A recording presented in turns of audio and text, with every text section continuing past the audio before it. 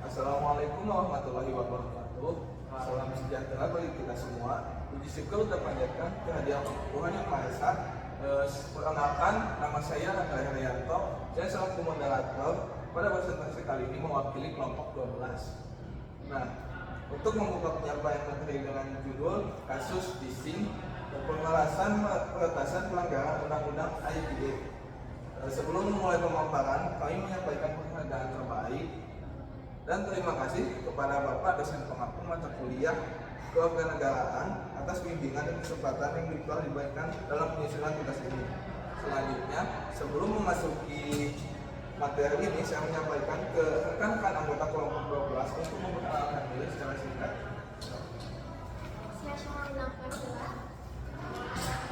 Saya Muhammad Ibran Nugraha.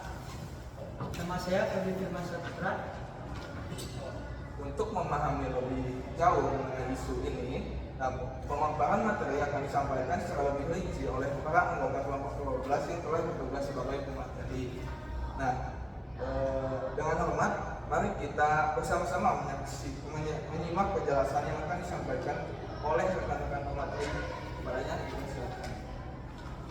Assalamualaikum warahmatullahi wabarakatuh. Izin saya mulai dari sebuah kisah yang mungkin terasa sangat dekat dengan kehidupan kita sebagai mahasiswa. Beberapa waktu lalu, kelompok kami melakukan observasi lapangan terkait isu hukum yang sering luput dari perhatian, tindak kejahatan digital yang menyasar korban secara acak dan memanfaatkan kelemahan kecil dalam aktivitas sehari-hari. Dari proses observasi, wawancara, dan pendalaman kasus, kami menemukan satu cerita yang sangat menggambarkan betapa rentannya masyarakat terhadap serangan digital. Ceritanya bermula dari hal yang sangat sederhana. Seorang mahasiswa hanya ingin menonton drama Korea favoritnya, sebuah aktivitas biasa berbahaya. Ia membuka channel Telegram tempat ia biasa menonton, lalu menekan link episode berikutnya.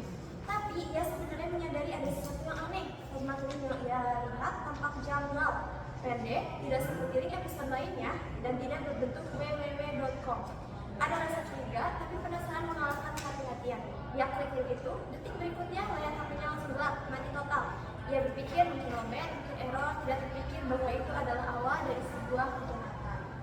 2 minggu berlalu, tiba-tiba sebuah nomor tidak dikenal menelponnya, dan disinilah ia menyadari bahwa melawan itu bukan error, itu adalah serangan. Orang di balik telepon mengaku telah meretas HP korban. Pelaku telah membawa galeri, mengambil foto wajah korban, dan mengeditnya ke gambar tidak senonoh. Lebih parah lagi, pelaku berhasil mengakses kontak HP korban dan mengancam akan menyebarkan ke semua kontaknya jika korban tidak membayar. Bayangkan tekanan mental yang dirasakan: takut, panik, malu, dan merasa terpojok. Dalam situasi itu, korban memilih jalan cepat, yaitu mengirimkan uang tebusan berharap semuanya selesai. Namun ancaman tidak berhenti. Pelaku terus meminta uang, dan setelah korban melakukan beberapa transaksi, barulah ia sadar bahwa rekeningnya juga telah dibobol dan seluruh uang terhilang.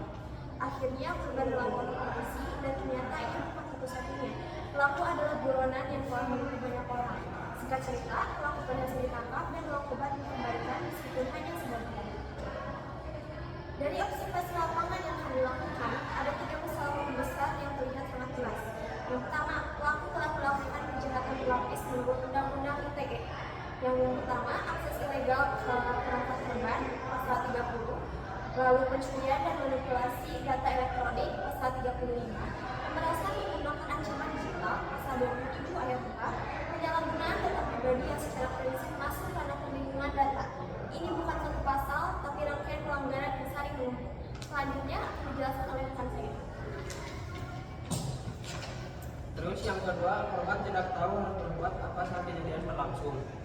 Tidak ada alur pelaporan digital yang jelas, tidak ada bantuan dari kampus, dan tidak ada bantuan cepat bagi korban kejahatan siber. Dalam kondisi panik dan tanpa arah, inilah korban akhirnya memilih jalan paling praktis, mentransfer uang tebusan, dan harapan ancaman segera berhenti. Yang ketiga, proses penegakan hukum dalam kasus cybercrime cenderung berjalan lambat. Hal ini terjadi karena pelaku menggunakan nomor anonim, teknik phishing yang menyamakan identitas, serta perangkat dan akun yang sulit dilacak. Jejak digital yang ditinggalkan sangat minim. sehingga aparat membutuhkan waktu lebih panjang untuk menelusuri sumber serangan. Kondisi inilah yang membuat korban sering merasa tidak terlindungi secara cepat meskipun sudah melapor. Yang ketiga, connection perbandingan dengan kasus hukum lain. Jika kita dibandingkan dengan kasus hukum biasa, misalnya pencurian dompet, kehilangan barang, atau tindak pidana yang terjadi secara fisik, proses penanganannya jauh lebih cepat. Karena dalam kasus seperti itu selalu ada elemen yang jelas, lokasi kejadian, saksi mata, rekaman CCTV, hingga barang bukti yang dapat langsung diverifikasi. Sementara pada kasus cybercrime seperti phishing ini, karakteristiknya sangat berbeda. Pelaku tidak hadir secara fisik, tidak meninggalkan jejak yang kasat mata, dan menggunakan teknologi untuk memutus rantai identitasnya.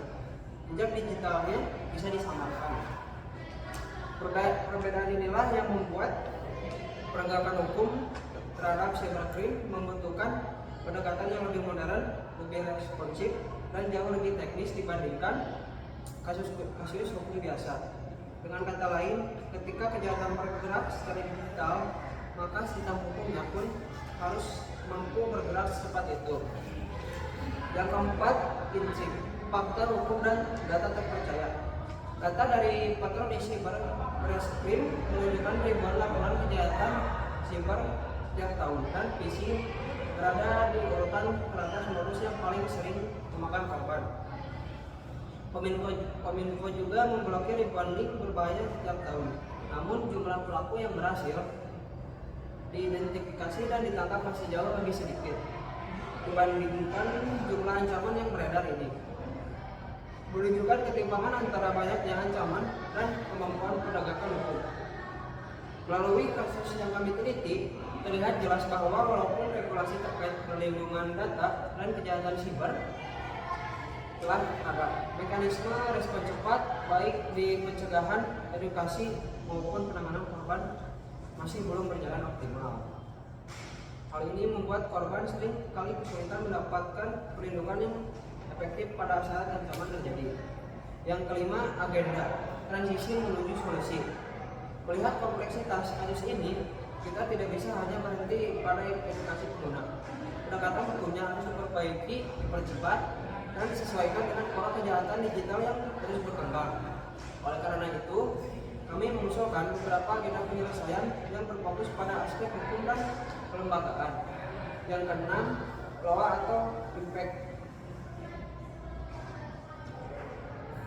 Langsung diteruskan oleh Fadli. Baik, di sini saya akan lanjutkan dari Ridwan. Yang keenam ada law atau impact. Solusi hukum yang diusulkan pertama dari sisi regulasi. Perlu dilakukan pembaruan terhadap UU ITE dan aturan turunannya agar lebih spesifik mengatur bentuk kejahatan digital modern seperti phishing, pencurian data biometrik, deepfake, dan pemerasan berbasis manipulasi visual. Saat ini, modus kejahatan berkembang jauh lebih cepat daripada regulasi yang ada. Aturan yang lebih jelas akan memudahkan polisi menindak pelaku dan melindungi korban. Kedua, dari sisi penegak hukum. Aparat perlu dibekali kemampuan digital forensik yang lebih kuat, misalnya cara melacak server, nomor anonim, atau jejak digital pelaku. Semakin canggih metode pelaku, semakin canggih pula kemampuan aparat yang dibutuhkan. Peningkatan anggaran dan infrastruktur laboratorium forensik digital juga sangat penting. Ketiga, dari sisi perlindungan korban. Harus ada pelaporan yang jelas, mudah diakses, dan responsif agar korban tidak kebingungan ketika berada dalam situasi panik. Selain itu, kampus juga perlu menyediakan helpdesk keamanan digital yang menyediakan panduan darurat, pendampingan awal, serta edukasi untuk mahasiswa agar lebih siap menghadapi ancaman cyber. Ketiga, dari sisi perlindungan. Keempat, dari sisi koordinat antara lembaga. Kominfo, pihak perbankan, dan kepolisian perlu mempunyai sistem cepat untuk memblokir transaksi mencurigakan. Idealnya, pemblokiran bisa dilakukan dalam waktu kurang dari 1 jam setelah laporan masuk, sehingga uang korban tidak langsung hilang. Koordinasi yang lambat selama ini memberikan celah bagi pelaku untuk menarik, memindahkan atau menghilangkan dana hasil kejahatan. Dengan diterapkannya solusi-solusi tersebut, dampak yang diharapkan adalah ruang gerak pelaku cybercrime menjadi jauh lebih sempit. Respon hukum kepada korban menjadi lebih cepat dan efektif, dan masyarakat, khususnya mahasiswa yang rentan menjadi target, mendapatkan perlindungan yang jelas, nyata, dan terukur dari negara. Lalu solusi untuk individu. Individu bisa melindungi diri dari penipuan digital dengan meningkatkan literasi digital. Berhati-hati terhadap semua tautan yang tidak jelas, memakai keamanan berlapis seperti autentikasi 2 faktor, serta rutin memantau aktivitas perangkat dan rekening. Jika menjadi korban, segera lapor agar kerugian tidak semakin besar. Sebagai penutup, demikian pemaparan observasi lapangan saya mengenai aspek hukum alam dalam kasus phishing. Kasus ini menunjukkan bahwa keamanan digital bukan hanya urusan teknologi, tetapi juga urusan hukum yang harus diperkuat. Terima kasih. Terima kasih kami sampaikan pada seluruh materi dari kelompok 12 atas penjelasan yang sistematis dan mendalam ini. Nah, materi yang disampaikan memberikan gambaran yang jelas bahwa kasus phishing bukan hanya masalah teknologi, tetapi juga masalah hukum yang serius. Kejahatan dilakukan melalui akses ilegal, pencurian data, dan pemerasan. Nah, sementara sistem pelaporan dan penanganannya itu masih belum optimal. Karena itu diperlukannya pembaruan regulasi, peningkatan kemampuan aparat, dan juga perlindungan korban yang lebih jelas agar kejahatan digital dapat ditangani lebih cepat dan efektif. Nah, untuk selanjutnya kita akan beralih ke pembahasan berikutnya, yaitu mengenai opini terkait merumuskan Pancasila sebagai dasar ilmu pengembangan ilmu.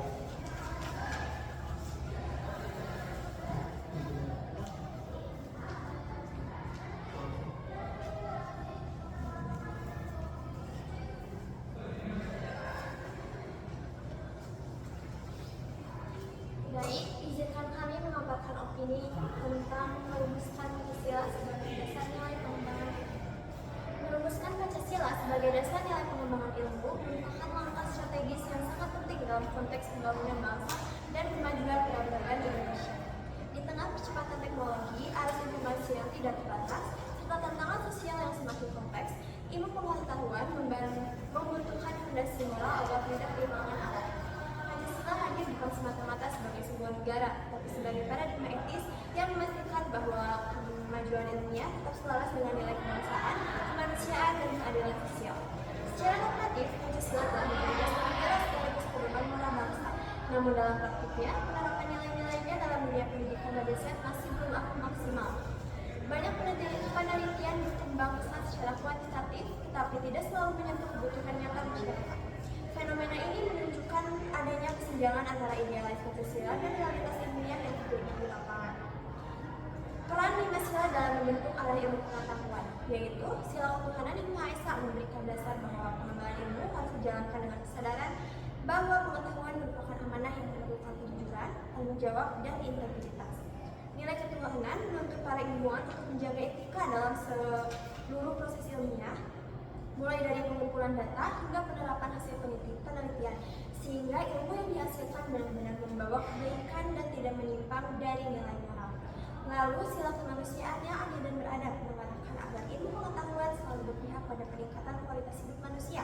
Setiap inovasi, metode, dan hasil penelitian hendaknya mempertimbangkan aspek kemanusiaan, menghormati martabat setiap individu, dan mempromosikan kesejahteraan secara merata.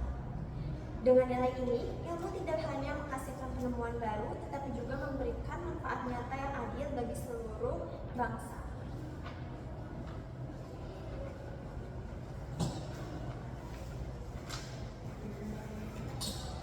Sila Persatuan Indonesia menegaskan bahwa pengembangan ilmu membutuhkan semangat kebersamaan, kolaborasi antar peneliti, antar perguruan tinggi, dan antar wilayah menjadi kunci untuk memperkaya wawasan ilmiah dan memperluas cakupan kemajuan. Semangat persatuan juga memastikan bahwa ilmu dikembangkan secara inklusif melibatkan berbagai latar belakang daerah dan disiplin ilmu demi menciptakan kemajuan yang harmonis. Sila kerakyatan yang dipimpin oleh hikmat kebijaksanaan dalam permusyawaratan atau perwakilan. Memberikan arahan bahwa proses ilmiah harus melibatkan dialog, pertimbangan bersama dan kebijaksanaan kolektif. Dalam konteks ini, pengembangan ilmu perlu memperhatikan masukan masyarakat, pemangku kepentingan, dan pihak yang akan merasakan banyak dampak dari hasil penelitian. Dengan demikian, ilmu dapat berkembang melalui proses yang terbuka, partisipatif, dan bijaksana. Sila keadilan sosial bagi seluruh rakyat Indonesia menegaskan bahwa manfaat ilmu pengetahuan harus dapat dirasakan secara merata oleh seluruh lapisan masyarakat. Nilai ini mendorong agar hasil penelitian, inovasi teknologi, dan kebijakan berbasis ilmu dapat meningkatkan kesejahteraan bersama, memperluas akses terhadap pengetahuan, dan mendukung pemerataan kesempatan dalam berbagai bidang di kehidupan. Realitas pemanfaatan ilmu di masyarakat Indonesia. Walaupun ribuan penelitian dihasilkan di setiap tahun, tidak semuanya memberikan dampak konkret bagi masyarakat. Beberapa realita menunjukkan hal tersebut. 1. Banyak penelitian berhenti sebagai laporan akademik. Tidak sedikit temuan ilmiah yang hanya berakhir sebagai dokumen tanpa implementasi. Inovasi pertanian, kesehatan, teknologi lingkungan, dan pendidikan sering tidak sampai kepada masyarakat yang membutuhkan. Yang kedua, orientasi riset lebih banyak ke akademik, bukan kemanfaatan. Dunia kampus sering menilai keberhasilan berdasarkan jumlah publikasi, indeksitasi, dan ranking universitas, bukan seberapa jauh penelitian tersebut menyelesaikan masalah-masalah rakyat. Ketiga, akses terhadap hasil penelitian sangat terbatas. Publik jarang dapat mengakses penelitian secara terbuka, dan bahasa akademik yang rumit membuat masyarakat sulit memahami maupun menerapkannya. Keempat, kurang dukungan implementasi dari industri dan pemerintah.